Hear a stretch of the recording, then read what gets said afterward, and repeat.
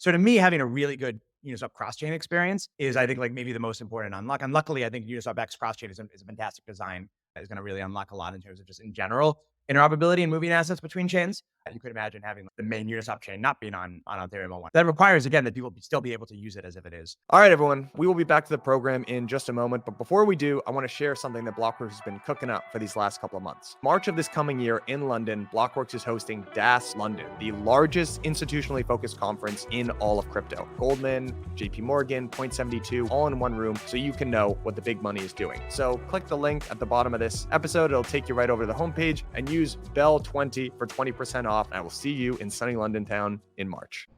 Hey everyone, this episode is brought to you by Maverick Protocol, a suite of liquidity tools built around an innovative AMM. Maverick helps token projects, DAO treasuries, LPs, or basically anyone in DeFi shape their liquidity with efficiency and flexibility. How, you might ask? Stick around and you're going to be hearing about them more later. Now, on with the show.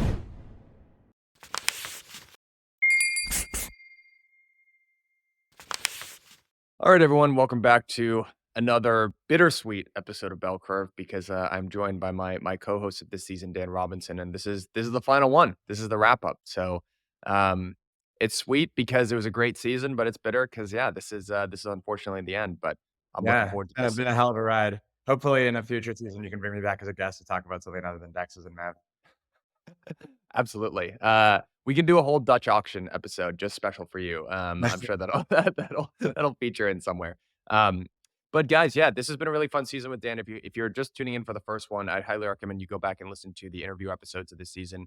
Dan and I dove really deep on a whole bunch of different topics related to DEXs, and this is going to be kind of the wrap up where we sort of do a TLDR and dive a little bit deeper into some of the highlights of the season. And Dan, it sort of feels appropriate to start off with the first topic that we spent. The first couple episodes were dedicated to this, but it kept cropping up in subsequent episodes, which is this idea of minimizing MEV leakage, specifically with a focus on mitigating lever, which is the sort of loss that LPs take by not having constant access to sort of pricing data. So, when you look out into the future and you look at sort of promising solutions to lever or recapture of value at the application layer around DEXs, what were either some of your takeaways for the season or like things that you're really kind of excited about, promising areas of research, projects, etc.?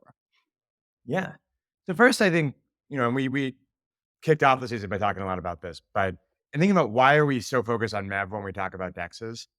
Mm-hmm. I think part of the reason is that if you come to DEXs entirely as like a market design problem and you treat it as using the same tools and concepts that people use in traditional finance, and you see it as largely a zero-sum game between sophisticated market makers and traders, I think there are very important insights to be taken from that.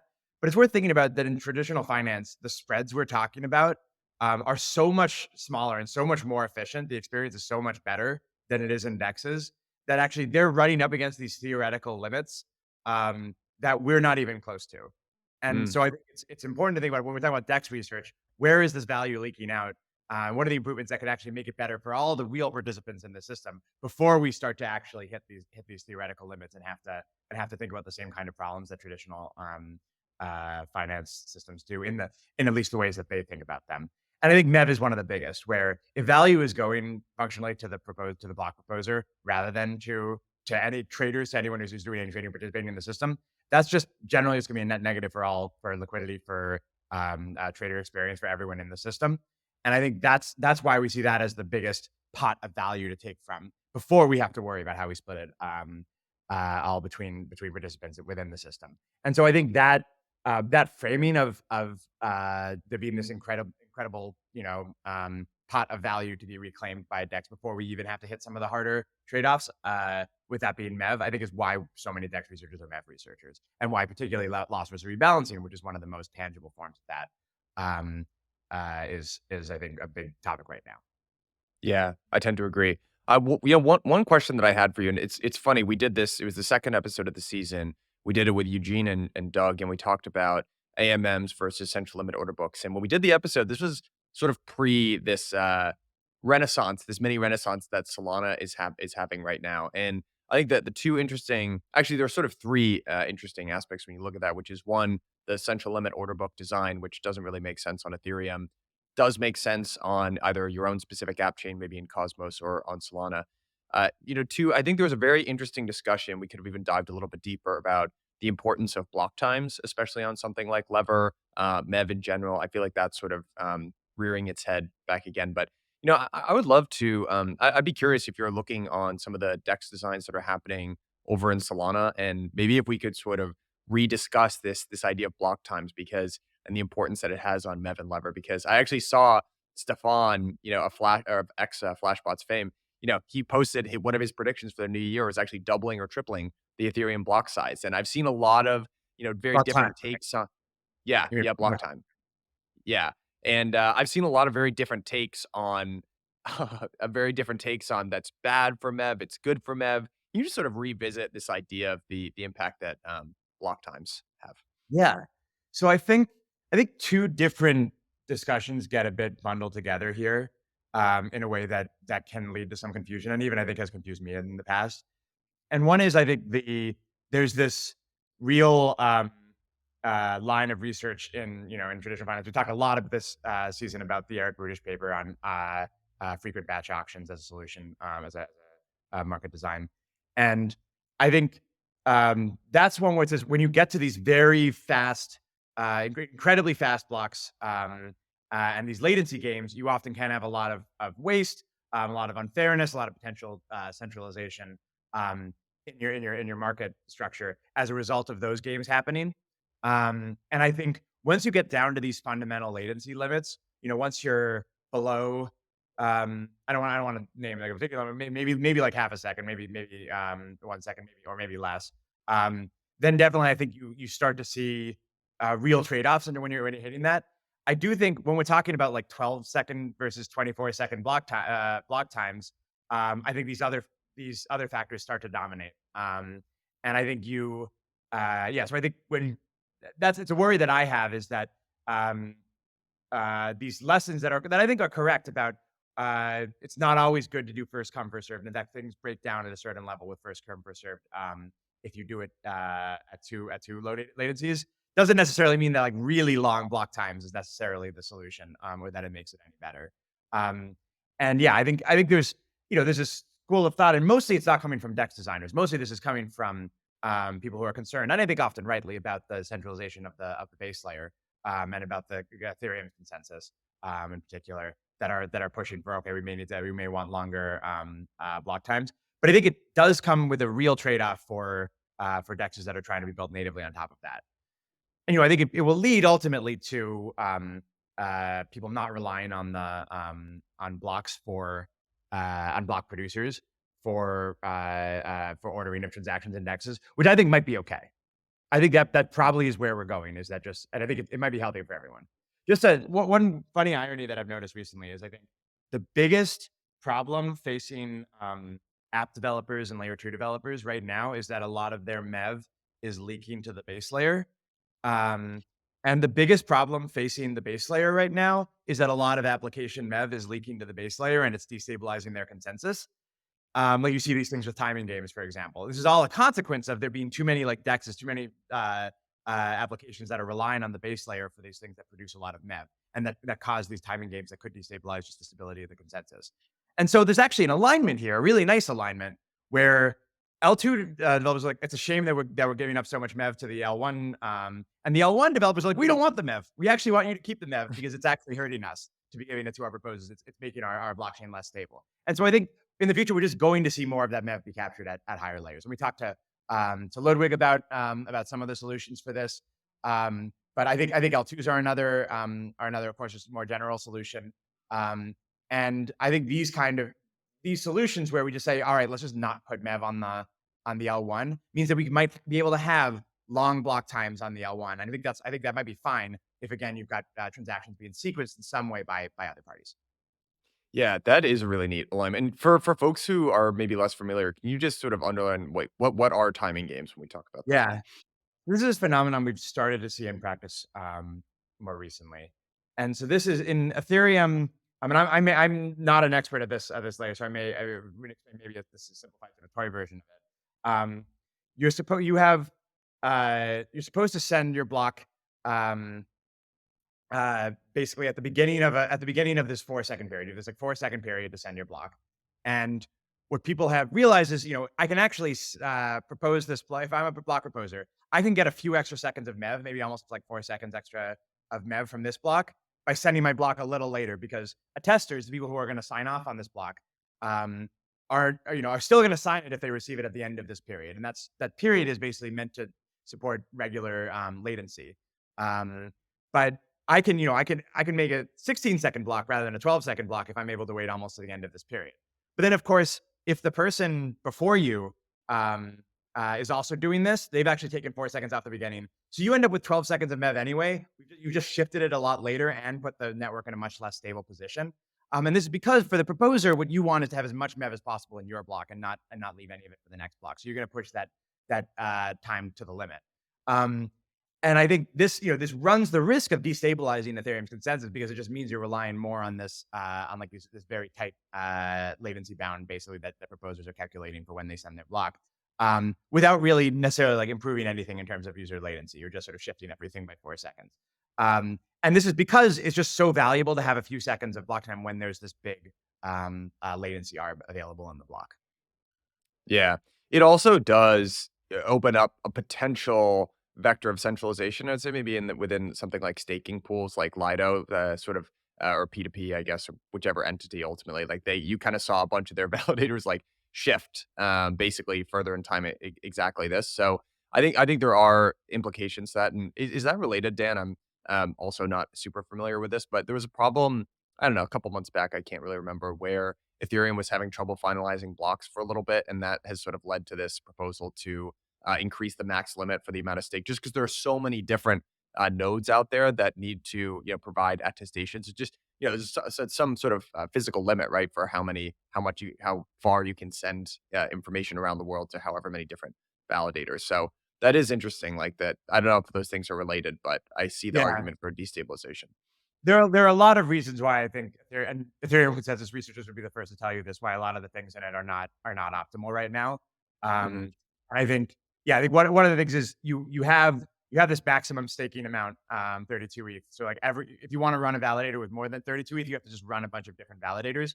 But that's kind Yeah. of just forcing you to basically Sybil attack the system. It's not really a Sybil attack, because they know that people will do this, and that's part of the system. But it means it's kind of pointless that they do it this way, and it's not really done for, like, it's not supposed to be actually more. They don't think it's causing more decentralization. It's more just like it's sort of a simpler algorithm in some senses if you have that. But yeah, it causes all these issues, because you have to just have communication potentially between, like, hundreds of thousands of different, like, public keys, if not individual validators, in order to do this. So yeah, I think there's improvements to the consensus protocol that could possibly help with that. But I do think the more controversial change might be to raise that minimum, and to Yeah. say, like, you need more than 32 ETH to stake, because ultimately that imposes some limits as well. And I think that's controversial because a lot of people want to maintain the possibility of solo staking, of somebody being able to stake on Ethereum. And I don't know if you've done a season on Ethereum consensus, or consensus, or the base layer, but our proof of stake. Like, I think that would be a great thing to dive in on. I'm not the expert to talk about this, but I think you're starting to see a lot of really interesting things happen around that. I'll tell you this. One thing that I've been thinking a lot more about, because there's just not an enormous amount of info about it, is fee markets. There's a really interesting history of fee markets actually going from Bitcoin to. I was a huge nerd over Thanksgiving. I've talked about this, but I went back and listened to a bunch of old Epicenter podcasts that were happening during the block size wars. Now, that's not necessarily just the fee market of Bitcoin, but it was brought up quite a bit. And if you go back and actually listen to some of the old, like, Tim Roughgarden episodes during EIP one, Tim is, like, in my opinion, the way he describes fees and his level of knowledge is, like, probably deeper than anyone else that I've come into contact with. But there's surprisingly little out there on fee markets for such a critical part of how all of these different L1s especially work. And it's actually something that feels very relevant. Like, we hosted a Solana research hangout this week in our office, and the only thing anyone wanted to talk about was fee markets, because Oh, yeah. it's kind of broken as it exists on Solana today. But there's the ability to do something like multi-dimensional fee markets, where you're pricing out different resources in a more granular way, and there's an opportunity for a step function improvement as well. So It's a yeah, really, I think maybe underappreciated part of it. I tend to be a big EIP 1559 fan, and that's Me in part too. because I was like in the Uniswap Discord a lot in 2020 when I didn't have anything else to do, and um, back then it was just really common for transactions. Like the most common support question would be, people have transactions that have been in the mempool for like 10 minutes, and I need to figure out how to up their fee manually. And EIP 59 just completely changed that whole dynamic. It may Yeah. have changed by ultimately, I think, increasing average fees that people were paying. So it's not necessarily entirely good, but I think just from a user experience perspective, I think it was fantastic. And then I think, of course, the more value at the time, certainly more value going to Ethereum rather than going to miners was, I think, considered positive. Although again, that changes a bit in proof of stake, where all that value sort of functionally is going to stakers anyway. But EIP-59 is getting a lot more controversial recently. Like some people have been Oh, talking really? about we actually roll it back. Yeah, you should talk to Max Resnick about it. I don't know if I'm not going to put those words in his mouth that we should roll back 59 necessarily, What's but I think the what's the reason for that? Just out of curiosity. one of the reasons, some of the reasons I think, maybe Presswitch has talked about this as well, is it may not be actually incentive compatible. Like if proposers were to, certainly if they were to collude to basically push down the base fee, Yeah. it's possible to like actually have proposers capture more value. And so, that's not necessarily damning in itself. But there are maybe alternative mechanisms that would be more resistant to that, maybe not. And I think I haven't come to a conclusion on it yet, but I've been surprised to see more people being like, oh, I don't know if maybe we need a different fee market entirely on L1. And then on L2, I think a lot of applications a lot of L2s have adopted 1559. And I think it mostly actually seems to work fairly well, but you may want to change that given again L2s that work very differently. So there may be ways to, for example, you could have, it's on some, you know, when you have PBS versus PGA as one spectrum, right? And most L2s are using PGA right now, and 1559 versus other fee mechanisms as another metric. I think there's a lot of different combinations that people could think about, and they might be different on L2s versus L1s. Yeah. I'm gonna link this actually in the James is it first of all, he has one of the best, I think, most underappreciated blogs in crypto, but he wrote a you're reminding me of this. The title of the blog post is, "Has anyone checked in on 1559 recently?" And keep in mind when 1559 was described or was designed, this was before anything like proposer builder separation and separating the role of what has historically been the miner and is now the validator, but is now really the validator and builders. It changes the incentives, and there was a sort of a baked in incentive at one point for the ultimate builders of the block to not push the target down. There's a target and a limit in 1559, but now that incentive is basically gone because you've cleaved these two roles in two. So it is very interesting, very nerdy, cool stuff. The other thing I'll say about 1559, and we want to talk about DEXs, so we make this be the last note, but it is relevant to DEXs as well. We touched about it on it this season. But the other thing that's interesting about it is, the reason for the burn originally was to make it incentive compatible with miners, right? You didn't want the reason that you burn the base fee is so that there can't be some off-chain sort of solution in between miners and whoever's paying the fee. Like, hey, all right, it's $90 worth of gas, but I don't want to pay $90. Like, I'll pay 60 and then you just rebate me 30 off chain. If you burn the fee, then you eliminate that possibility.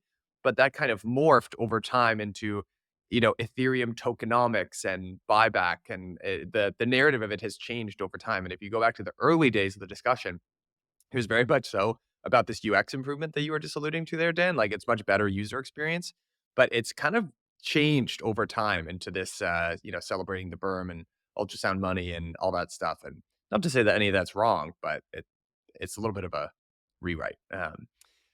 One thing I'd love to get your take on just before we move into recapturing. I want to talk about actually specifically about FBAs and the episode that we did with Ludwig and Anna.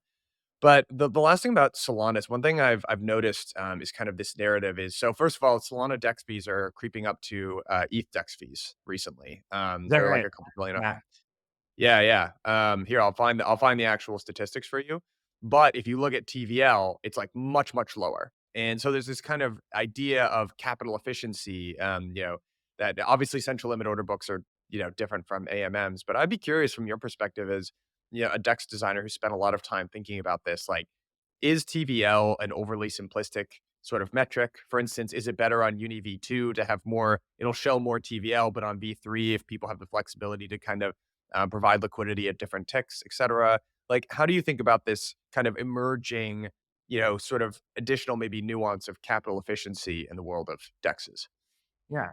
Sorry, when you said Solana fees are higher than or It was volumes. It was oh, Solana DEX volumes. Yeah, yeah, got it. Yeah. No, I I'll had get seen it. this. Yeah. Yeah, Well, yeah, well, certainly right. I think capital efficiency, obviously with the move from V2 to V3 was almost entirely driven by feeling like actually TVL is the wrong metric, trying to get as much unused capital is the wrong metric, and in fact that liquidity at the margin is a much more important metric, and in general, and that volume as well, I think is ultimately more of an important goal to search for us to optimize for. So yeah, so I think it's great that we're finding new ways to provide liquidity with lower TVL. And I think, if you look at the move also like Uniswap X, potentially like, you're as a system does no TVL. But if it provides better execution for users, then that's a really important thing to have. I think, yeah, so I think TVL as a metric, it matters when you're comparing like to like things. But I think comparing, certainly some people try to compare like lending protocols to DEXs to right. whatever. And it's like it's all extremely apples to oranges when talking about this. I think volume is not necessarily the right metric though as well. Like I think volume obviously can be gamed, but even when it's not being gamed, it isn't necessarily telling you the thing you want. I think yeah, for different things you might want different metrics, but I've started to try to think about things more in terms of order quality and order execution and price improvement as maybe the thing. Like if you want to just hyper optimize one thing, then just giving best execution to better prices to users is really actually the thing you want, not necessarily getting as much volume as possible. Okay, I think that's good. That actually segues really nicely into frequent batch auctions. So, I'd be curious. This actually ended up coming up as well in our interview with Antonio, where he discussed implementing an FBA within DYDX. That's their sort of part of their new upgrade. But we talked a little bit about from the perspective of the LP, right? Why lever is so important, because ultimately these LPs need to be profitable. But on the other hand, there's the question of best execution, and how do you define best execution? And if so, what's the correct construction for an exchange to give users best execution? So, yeah, I guess just to you, I know you have a relatively straightforward definition of what best execution is, but if you could define best execution and maybe touch on how like an FBA, like how suited is an FBA to doing that, or alternative designs that you're sort of interested in. Yeah. Well, right. So maybe I shouldn't have said best execution, because I think that's a term of art that can often be talking about if you've got, the best possible execution available Right. in the world, which is what stuff like, Reg NMS is trying to um, enforce. Right. So I'm talking here about right, price improvement. I think ultimately, if you have with DEX is the end user for a DEX, I think that we're trying to optimize for is swappers, is somebody showing up and wants to get from one asset into another. And what we want is in the long term an equilibrium for them to be able to trade at the best possible price. And I think that requires in the moment possibly giving them the best execution available anywhere. But it also requires, so it just means like you'll get a better price trading on this system than you will trading anywhere else. Like that might be part of it, or at least that we try to optimize for that price. But the other thing it requires is that all these other participants actually engage in the system. Liquidity providers provide liquidity to the system. You actually want there to be a stable equilibrium where swappers get this. So I think, and this is something that a lot of people have pointed out, including as a critique of some of my ideas, which I think are, I think they have a point, which is you want to make sure that all parties in the system are actually incentivized and are getting some proper incentives to participate, which might mean in an individual moment, somebody, a swapper might be like they might have to trust to this system, and it's possible the system gives them a worse price than they would get somewhere else. But in general, Mm, like they know that on average they will get a better price from this system, and that can happen when you want to go trade on a batch auction. Is sometimes you're taking the risk that maybe you will get a worse price than you might be able to get if you were trading somewhere else. But ultimately, on average, because that's what's going to get all the participants to participate in this system and create deeper liquidity. mm. So, I would like to return a little bit to that and go a little bit more in depth with that interview that we did with Ludwig and Anna, and maybe transition this a little bit to how some of that, how more mechanically some of the MEV is recaptured at the application layer. We didn't go quite as deep into the construction of something like Angstrom as would have been been fun, I think, on that episode. And yeah, I'd be curious actually if you could just maybe first of all, if you could maybe just remind listeners like what is the basic construction of Angstrom and sort of the all the different actors in Ludwig's design, and then maybe we can get into the weeds of like what are some of the different flavors, especially on hooks or other dexes or whatever of recapturing that MEV at the application layer.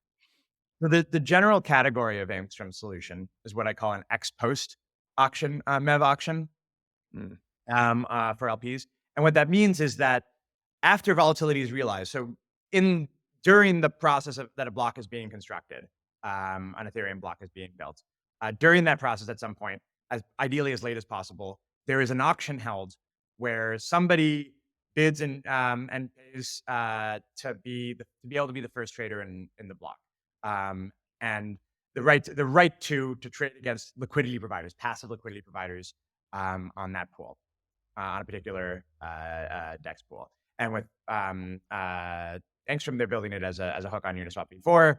And so it's a V4 pool where there's a hook that just enforces that only the winner of this auction can trade on this pool initially. So that's at least one part, and that's the part we talk most about. There's also a batch auction component to it, but maybe just talking first about the lever recapture component at the top of block auction.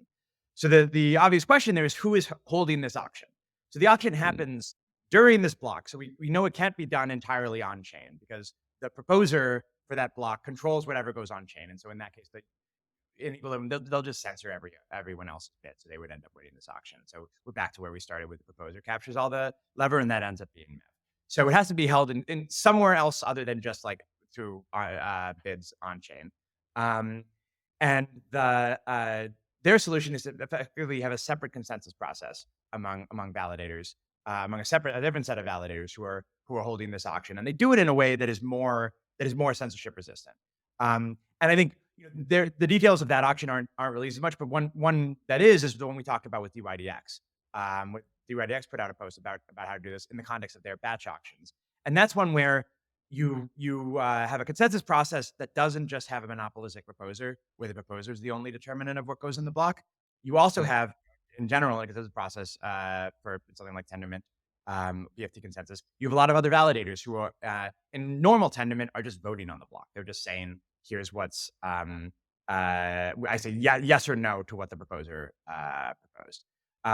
But with what DYDX has designed, in addition to voting and saying yes, they can also contribute additional information. They can add transactions. And generally, in DYDX, like it's included in the next block rather than in the current block. But it's the same basic principle where you have this collaborative process where you need more than a third of or yeah, you end up getting input basically from 2/3 of validators into every block, and that makes this individual consensus process more censorship resistant. So to sum that up, there's a separate consensus process than Ethereum, but in order to avoid this problem we have in Ethereum, where the block proposer basically could just censor all other things, you can run an auction just on chain there. You have a consensus process that works a little differently. We have input from other validators, and there's an assumption that at least that's some percentage of those validators are honest and non-censoring. Mm. Let me ask you this, just at a high level. I mean, this actually sounds a little bit like it's almost sounds like similar to the discussion on rollups, where okay, we've got one centralized sequencer, but ultimately we'll have decentralized sequencers or shared sequencers, but then we have to do some form of like Sybil resistance and leader rotation, and then we're kind of running like a separate set of consensus on top of our Ethereum consensus. Does that feel just as a mechanism designer? Does that feel inefficient to you? Is there a reason why you know what I mean? Is it inefficient or is it not? And I'm just for whatever reason that actually makes a ton of sense. But you know what I mean? I think there is an efficiency to it, and it's what comes from modularity. Hmm. And I think it's a big meme recently, but I think there really is a lot of advantage to saying we're going to have one layer of consensus that just does one thing. It just just reaches like some extremely final, relatively slow consensus, for example, and very like just everyone in the world actually agrees on this. And you think of that, that's maybe like Ethereum L1 consensus. And then at higher layers, we could say, all right, we're going to have some consensus that maybe it is trusted for less. Maybe we're actually not as worried about reverts on it, because we're not going to, if you're able to violate the assumptions, you're not able to like steal everybody's money, but you are able to extract like a little value. So we can have different security assumptions about it. Maybe it's just like it could be detected if you misbehave, and then we'll just move to something else, right? It's not as all or nothing security, and so then we can actually get better properties out of it. And different systems might use different L2s, different sequencer solutions. And I think there's a lot of efficiency gains there potentially. There's also gains just in terms of what kind of innovation you can have, the pace at which things can be discovered and can change. And I think just with Ethereum L1 consensus, they rightly are just very careful about making any changes, about trying to push anything too aggressively, because if you break something, you break it for everybody. And Right. then like it's broken. Whereas I think with L2s, you can be a lot more aggressive, especially if again you're enforcing these security properties so that you can't, it's like being too aggressive doesn't mean that everybody loses their money. It just means maybe your application doesn't work for what you designed it for. And I think we can have, it's nice to be able to have a lot more innovation at that layer. And I think the key thing here is, this has always been part of the Ethereum thesis, is that you have, Ethereum as layer one, and then you get to have a lot more experimentation on the L2, on the application layer.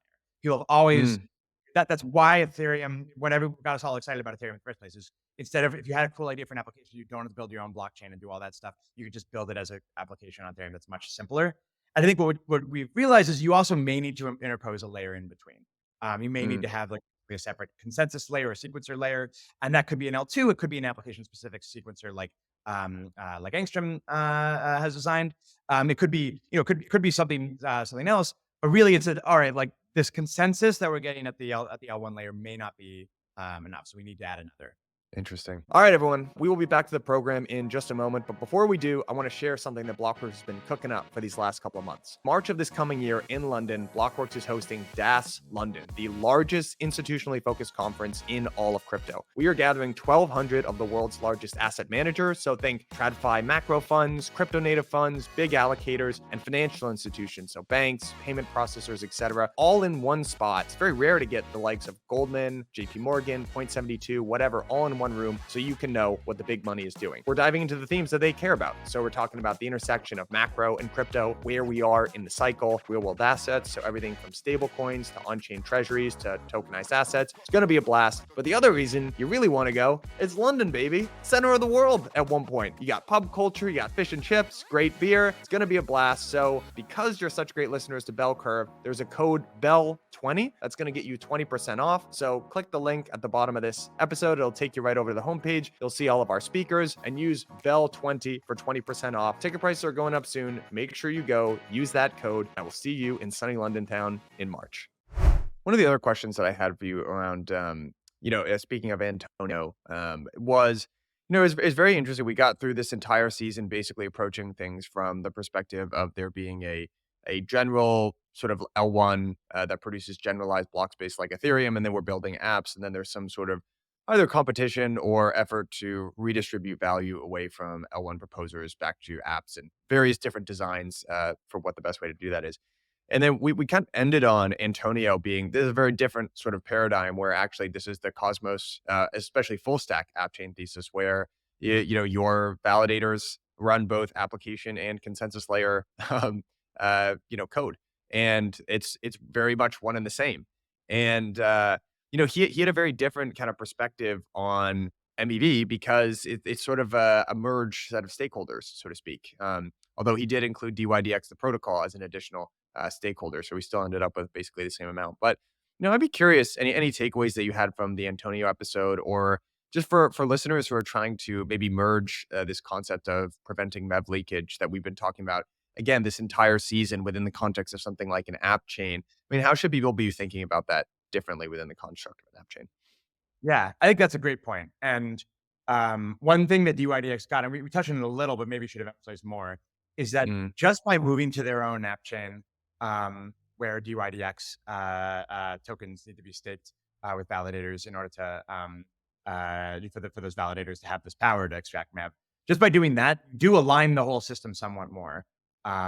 In that you'd expect an equilibrium, basically, the MEV from that can be extracted, if it is extracted, is going to go to just UIDX stakers. It's not going to go to those individual validators, because they'll be competing. Validators will be competing, and whichever one you'd expect, is able to, if you're able to extract more MEV, you'll be from blocks, you'll be bidding.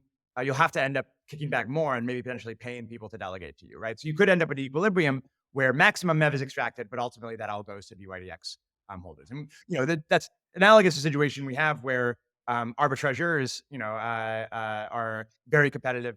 They're not actually capturing the profits from on Ethereum. That's generally going to proposers, and the proposers in general aren't able. It's not like running a really good proposer means you get to get a lot more profit because ultimately you're competing to get stake delegated to you in order to be able to validate more. So ultimately that tends to go toward Ethereum holders, and so with DYDX, it's going to DYDX token holders rather than to some other platform. Right. So in some sense, leakage is reduced.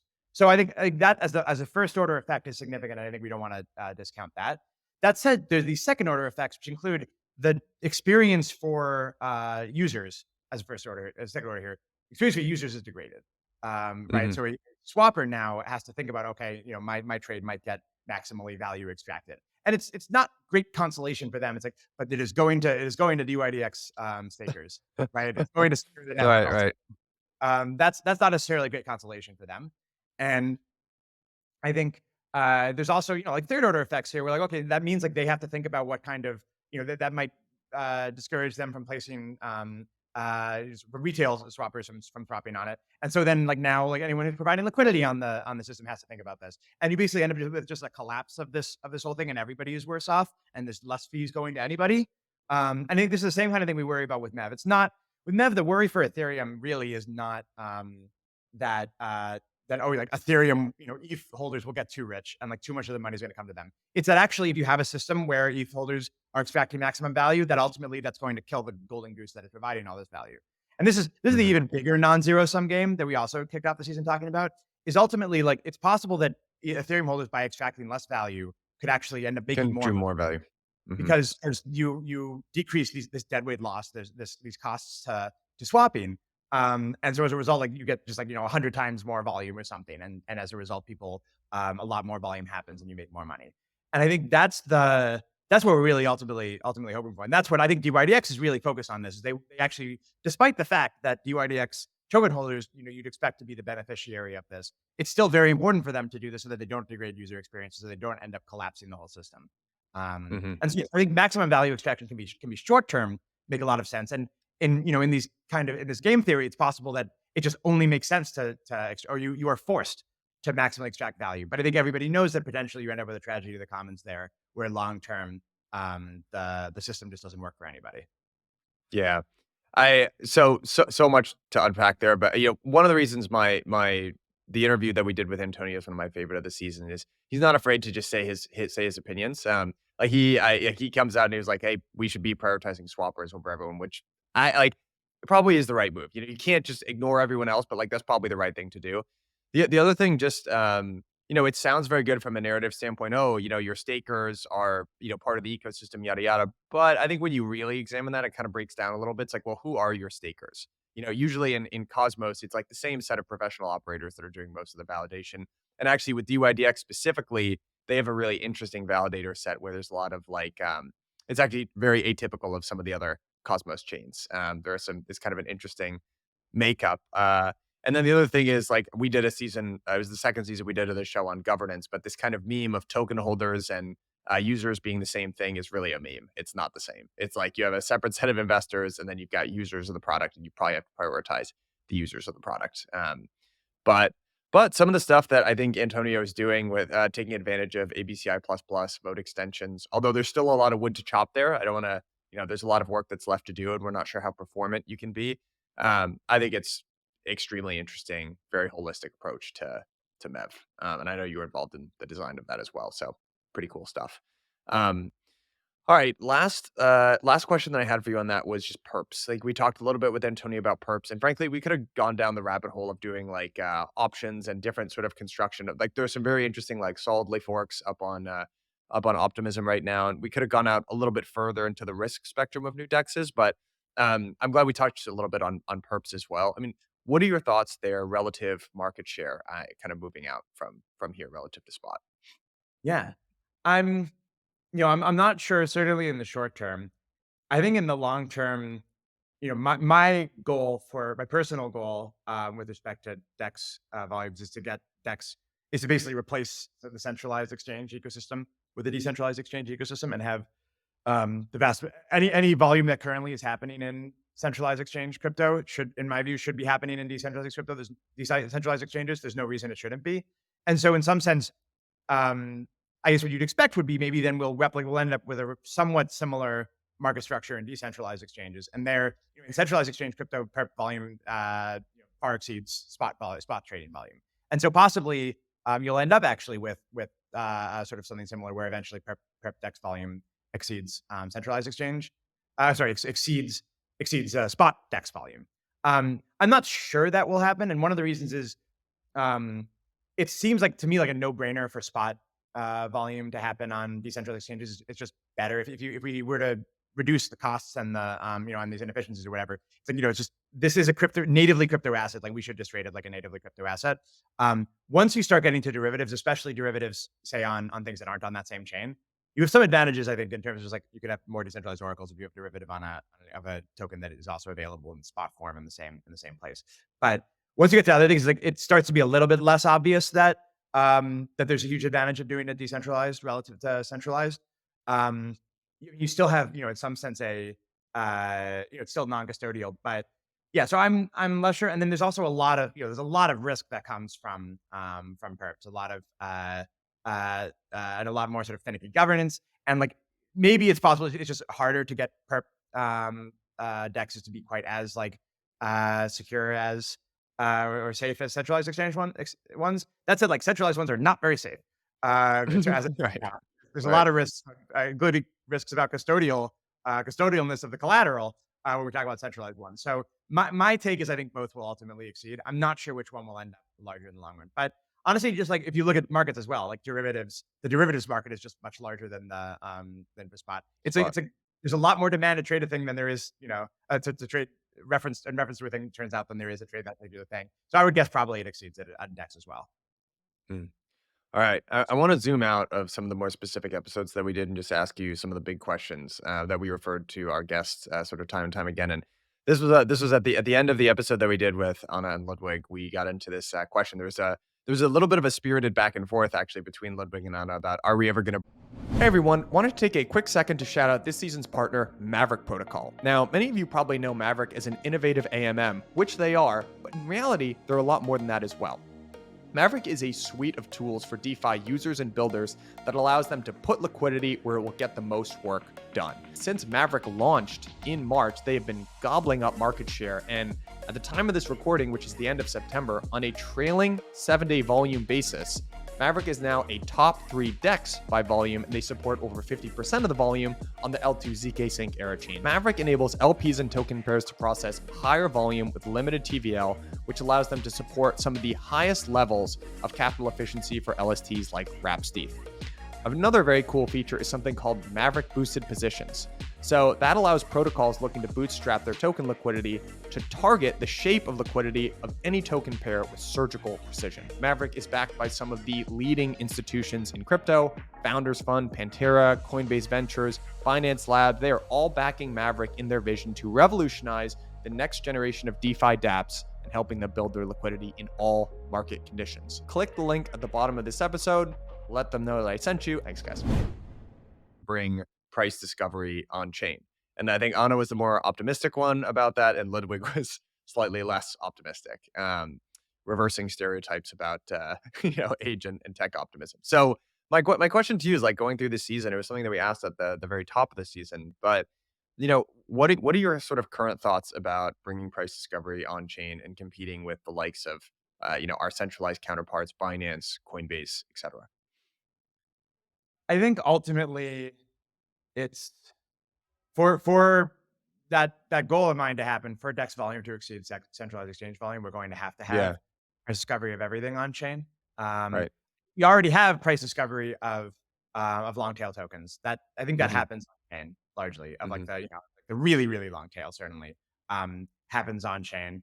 I think we see from that just a lot of the signs of like DEX design is different in a world where you're doing this on chain, and in fact, like some I've been having interesting conversations with Alex's Loban, who we had as a guest, about just like how actually some of the insights, some of the intuitions you have for how to design a DEX for stuff like Ethereum is actually just reversed, or you want to do different things for long tail when you have price discovery happening. So I think that there'll be a whole, the point there is there's something interesting in designing DEXs for the long tail, because that's the problem we're eventually going to face if we want to exceed Binance volumes in Ethereum in ETHUSD on chain. Is ultimately it's going to be, how do we actually design this so that price discovery can happen on it. So yeah, I think ultimately it will. I think that's going to be the goal, but I'm not sure what that will look like, or how exactly to do it. I just think it's important for us to achieve that goal of having primarily non-custodial trading. Yeah, I tend to agree with you. Um, every time I said that, there's someone on the comments said, "Take a shot," every single time Mike says, "I tend to agree with you." So I gotta stop doing that.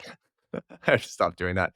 Um, okay, the other big question that we sort of continued to go back to over the season is the presence of passive stakers, and specifically more passive LPs, and specifically retail. So in one sense, I think it's kind of a nice story for people to buy into. On the other hand, it's really how Uniswap got its start. It was such a cool, like, 0 to 1 magical moment for something that you could do with magical internet money. Right? You could just be a passive market maker, and people could just show up and trade. And I think everyone kind of fell in love with that idea. But now, as we move further and further towards our goal of bringing price discovery on chain, market making is first of all very tough, and it's also very active, I would say. So, and I think now, as we're starting to move some of the larger components of exchanges off chain, people are starting to get questions like, hey, I mean, we're kind of disadvantaging the retail passive staker, and we've kind of asked, well, does that even really ultimately make sense? Because actually, market making is a really difficult job, and we have big goals in terms of how much we want this industry to scale. So, where do you end this season thinking about, sort of passive retail LPing? I think I end up almost agnostic on it. And so, I think at times in my DEX research career, I've been incredibly I've had believed extraordinarily deeply in the importance of passive liquidity providing provision as a component. And I think it was a key thing that made Uniswap V1 and V2 work. I think it's an important thing that makes Uniswap V3 work. I think the fact that it supports passive liquidity provision on it, and isn't just entirely that doesn't give up that ability. I think the most of the design of V3, is a lot of it is entirely constrained by, okay, we still need to be able to actually provide passive liquidity on this. We're not going to just turn it into a limit order book or something. And there's a lot of practical and I think some ideological reasons why I think that's important. Um, but then I think, I've also at times been really extremely, saying, okay, like actually all that matters is swapper is Like if that's actually our North Star, then, and right now, if in some cases it doesn't make sense to have passive liquidity provide liquidity for them, then so much the worse for passive liquidity. And I think that's true in some situations as well. But then I think we're swinging back in some ways where you start to see actually it is very hard in some cases to provide a similar swapper experience without passive liquidity, right? I think people have been pointing out the whole time, and I think you have to acknowledge it. My key point is, like always, is just important not to get too much religion about any of these things. It's important not to think, because especially with Uniswap, they had this big success with passive liquidity, and then V1 and V2, but that didn't stop them from saying, all right, like how are we going to make the best use of active liquidity, and it may involve doing this thing in V3 that changes some of those principles for why it might have worked earlier. And I think this is an ongoing infinite game where you have sophisticated parties making, reacting to both sides in ways that can't always be anticipated. And a principle that works very well for years may stop working. This is just what it's like to design markets or to participate in markets. And I think if you get too much ideology, if you decide like, oh, I have this principle that actually, passive liquidity or AMMs or constant product or whatever is the thing, you're going to end up at some point being wrong or being blindsided, as opposed to thinking like just looking at the situation on the ground and being like, all right, like what's actually the right move in this situation. And I think I've been having lived through some of these shifts in ideology myself. It's made me think, all right, it's actually pretty important to have. You want to have the right North Star, but then within that, you can't have a lot of heuristics that you're clinging too strongly. And that's what I mean when I say it's important not to have too much religion about passive versus active or AMMs versus clobs or anything like that. You have to like look at actually what's going on, and a lot of the time the devil's in the details. I think people talk about clobs versus AMMs, but there are some clobs that act extremely closely to AMMs. There's some you saw B3 acts a lot like a clob, as we've talked about a lot Mhm. here in important respects. And the difference, it's not something that comes up in these like big ideological discussions. It's going to be some really finicky thing about how fees are charged or how transactions are ordered.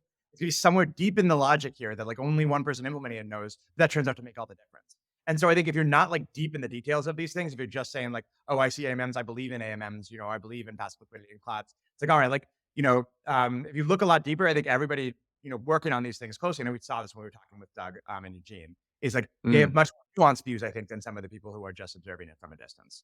Because again, you just Yeah. notice a lot of the in practice, a lot of the time these things change and things are less clear cut than you might think. Yeah, crypto is a funny industry for ideology, and if you think about something like Bitcoin, why that specific ideology formed around decentralization is because the purpose of that app specific, Bitcoin is kind of the first app chain. It's the money app chain, and the reason why it was so religious about enforcing the particular properties of decentralization that it did was because that's what was needed for decentralized money, because there's a lot of risk of it being shut down by the state. But I think even you can see this in Ethereum a lot. They kind of inherited a lot of uh, those same ideas, very specific ideas about decentralization, without maybe questioning like, hey, we have a sort of a different North Star and vision. What level of decentralization specifically is appropriate? But because the history of crypto too is like very small, nuanced technical differences that people have a hard time getting anyone else to pay attention to. So they kind of drum up this big, sort of values based reason for why people should care. And again, I'm gonna go back and show these old episodes of around the blocks. Like, people go back and listen to what people are saying during the block size war. I find it extremely interesting. Oh So yeah.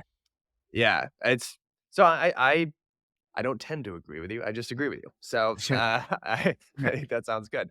So Again, one thing here, that one thing it can be useful for is I think when you have these degenerative equilibria when things will go in one direction if you don't stop it. Sometimes like just having religion and ideology and having people be like, we're actually going to stop this, even though it's rational and even though it seems to make sense because we have this weird principle.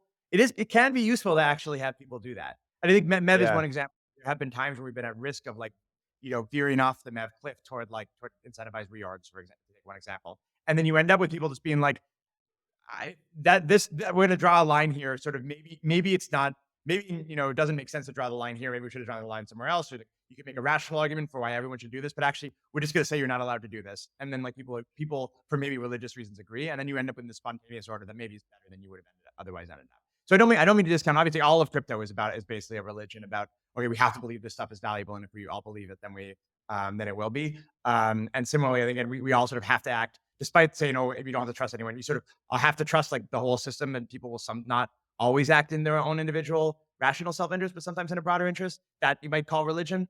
But I think ultimately, again, like that when that gets into like, oh, I better not add this feature to my DEX because of some feature or whatever, I think it can end up sort of hampering actually the evolution of the space. yeah. Last question on this vein is we got into this a little bit with Hart, where we talked about multi-chain and bridging and intense and the role that it's like every buzzword in one, but the role that market makers have there. And uh, I guess just to get your sort of final verdict, we've talked about this a good amount explicitly, so don't need to spend a ton of time. But I think when you look at basically interop and especially cross chain has been a much more difficult thorny problem than people originally thought it was going to be. Like if you rewind the clock 5 years and listen to some of the discourse, it was just assume we'll just figure bridging out. And now, honestly, it feels like bridges are starting to converge actually around. I know you wouldn't call Uniswap X a bridge, but we did talk about the similarities between cross-chain dexes and bridges, and certainly the across model seems to be something that other dexes I'm starting to see converge around as well. But we're relying on market makers to basically act as definitely sort of managing the inventory problem, the financial inventory problem across these different trust zones, so to speak. So, how much do you care about, think about, consider it potentially an issue that we're relying increasingly on market makers in the design of a lot of these products? Yeah. So I think in a lot of these systems, you end up with this sort of Scylla and Charybdis, where you have to pick one kind of centralization, or I don't know if centralization is the right word, but there's one of these risks that is the same type that people complain about. One of them is this is one design for something is you could say we're going to have a perfectly competitive market. We're going to design a system where anyone can participate and the best participant wins. And the other is we're going to basically have just one party that plays this role, and we're just going to trust them that they do it properly. And I think some systems, for example, in the former, Bitcoin mining is one example where we just it's just a globally competitive market. I think Ethereum mining, MEV extraction on chain, in some ways, is perfectly competitive. When you have like a PBS, the builder competition, right? You have this competition. And then some examples of the latter are like L2 a sequencer, L2 sequencers, where right now we have generally there's a single party that is trusted to sequence transactions or blocks, and there's possible abuses that they could have there, but we generally the system trusts that these parties won't do that. And I think both of these, the former, sounds really good, but often what it means is this ends up going to whoever in the world is best at this, which may not be the person you would want to be running. It might be like whoever is best in the world at high frequency trading turns out to be the person who is now constructing blocks, right? Yeah. And so, I think there's places in the world, in crypto for both of these systems. But I think it's worth noting that that's when we talk about a perfectly competitive system where it's just like we're going to have no barriers to entry, and just say like it's perfectly competitive means ultimately like we're going to basically trust this to whoever's best at it. And I think in some cases that can have weird lateral consequences. And I think this is one case where sometimes there's this, yes, that there's this price of anarchy where if you have this competition, then actually it's not socially optimal. And I think this is one example. The rise of like integrated searcher builders, as one example, is like where we might not have wanted it to happen, but it's a consequence of just having actually this open competition and total decentralization. And then the other end of the spectrum, you can have single trusted parties that do everything right. I think mostly. I think most parties that have done this mostly seem like they're not front running users. I don't know, but like people do it. But we say we don't actually want just to have like a single trusted party, right? And so maybe there's places in that spectrum to go. But I think it's important to note that like the alternative to anyone can compete, this meritocracy is like potentially benevolent dictatorship, or that's the other end of the other extreme end of the spectrum. And both of those can lead to so. When you're talking about, we have this problem of, like that causes centralization, I think ultimately it's just because like whoever's best at it, if you have a meritocratic system that's designed seemingly sort of perfectly, that can mean that whoever's best at it just ends up running it rather than Yeah. whoever you might. So rather than dictatorship, you might say like this is the comparison between just like meritocracy or competition and democracy, right? One where it's just like everybody just chooses who the sequencer is, and then we just trust that sequencer, and maybe we can replace him. It's not necessarily dictatorship. Yeah. But it's I think there's places for both of these kind of dynamics, but both of them can be criticized, maybe rightly, as having some aspects of centralization or centralizing pressure. Yeah. Well, the way that I also think about this is if we're building new financial infrastructure here that just requires the participation of professional actors. I think, and this is where it's important. Like, look, if you're going to be like the values driven religious part of crypto, I think you're absolutely right. There's huge benefits to that. But I also think it shouldn't, sometimes you can make a worse like the decision that you make, if it's values guided, can ultimately end up being worse because you're not particularly like realistic about what the outcome is going to be. And like this is where I actually remember listening. I can't remember who said it anymore, so I apologize. I don't mean to drag your view here, but I remember someone describing how DAOs were so great because permissionless participation, anyone can just participate. And I remember thinking, it makes no sense to me. Imagine if Apple tomorrow was like, anyone can just be an employee at Apple. And be like, would you would you be more bullish? Would they build a better iPhone? Like, I don't think so. So Yep. I don't This know. is- I think there's layers of compromise that will lead to a Yeah, better outcome for everyone. that's right. And I tend to, especially in market design, when designing markets, I think just a global, perfectly fair competition seems like the right just general principle to be designing around. Um, but again, I think there can be costs of it. I think you're right to point out like this can tend to have centralizing effects, and so figuring out what the effects are is important. But yeah, again, I think ultimately, if we just want it to work as well as possible, then I think we sort of have to say like, all right, we're going to get whoever's best at this to be doing it. We're willing to accept that other people might not be, and so they will end up providing that service anyway, and maybe they'll be doing it in some other system. Totally. Totally. All right. Last couple questions here, but I would love to just get your, we talked a lot, in a tertiary way, but also had some folks from the Uniswap team, Uniswap X Shin on earlier this season. And I would just love to get a sense of, I don't know, anything you can tell us about, Uni V4, et cetera. Like it was very cool to talk to Ludwig as a builder of a hook. I actually ended up talking to a couple of other founders building hooks on Uniswap. It feels like that's actually quite rich as an ecosystem. It was actually a question, at least for me, going into this season about, okay, it's very cool sort of platform design. How many people are going to end up building hooks? Especially talking to Ludwig, even off air. It's like, man, this is a extremely, he was just very convinced, a very compelling value proposition. And it feels from my vantage point, like actually you are having a lot of people build these hooks. So, what's the update on V4? Yeah, yeah. So I think before they're checking along, it's an extremely difficult contract to get right, and so I think the security, they're put it through just maybe one of the most extensive audits and security reviews that of in Ethereum history, or Mm, Ethereum smart contract history.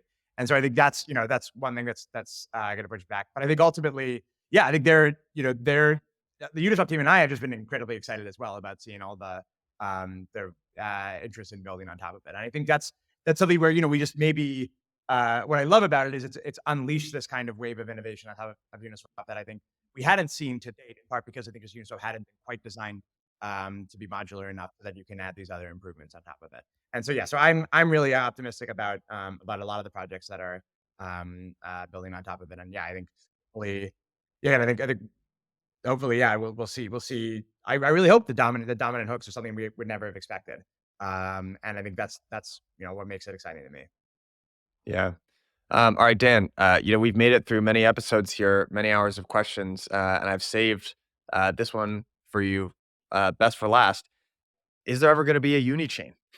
Are we ever going to get Unichain? This is the long foretold Dan Elitzer thought piece from a while ago. It was as I was listening to Antonio in that interview. I was like, man, it's pretty compelling value prop from the perspective of a of an of a DEX. So, I mean, I know you can't. There's a lot you probably can't reveal, but I mean, how do you feel about the perspective of a potential Unichain?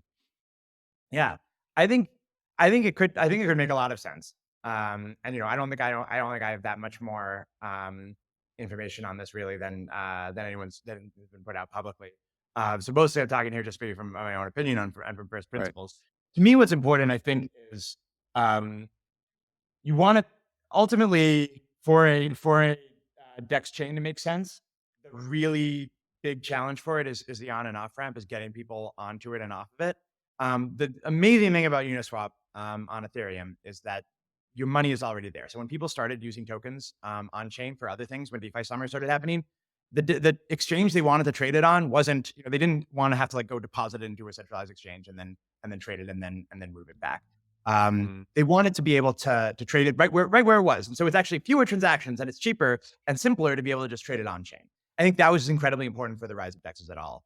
I think if you have a DEX chain that is just for people to go on, live on that chain, and speculate on tokens there, it's in the way that people do with centralized exchanges. It's a huge use case, it's bigger than DEX trading right now. People doing this on centralized exchanges, right? And so mm, I think that's great. But to me, like the thing that I would really love and is really important for that to be able to work is this cross-chain experience. The ability to say, I'm going to buy a token on that chain, even though I'm actually not, my assets right now are not on that chain. So to me, having a really good Uniswap cross-chain experience is, I think, like maybe the most important unlock. And luckily, I think Uniswap X cross-chain is a fantastic design. That I think is gonna really unlock a lot in terms of just in general interoperability and moving assets between chains. I think yeah, that's the kind of thing that unlocks like you could imagine having like the main Uniswap chain not being on Ethereum 01. That requires again that people still be able to use it as if it is, or without that much experience degradation as if it is. And I think that requires good cross chain experience. yeah. All right. Well, Dan, this has been a phenomenally fun season. Again, bittersweet that it's coming to an end, but I think we hosted some really good conversations and hopefully move the dialogue forward in terms of lever, DEX design, a whole bunch of stuff that we talked about. So, I appreciate it. Yeah, we'll have to have you back on in future bell curve seasons. I will promise you an episode all on Dutch auctions, so we can get into the weeds there at some point. But yeah, this was a lot Yeah. of fun. Thanks so much, Mike, for inviting me to co-host. I mean, I think Mike did by far most of the work and got most of the guests on, and I think it's great just for me to be able to join this and talk to some of my favorite people in the industry about these topics that I'm really interested in, and be able to bloviate at depth about them in response to open-ended questions from Mike, who's a fantastic interviewer. And so, thanks again for having me on. I think it's been a blast. No pun intended. And yeah, but hopefully I'll get to come on again in a future season as a guest. Absolutely, my friend. Standing invite. All right. Cheers.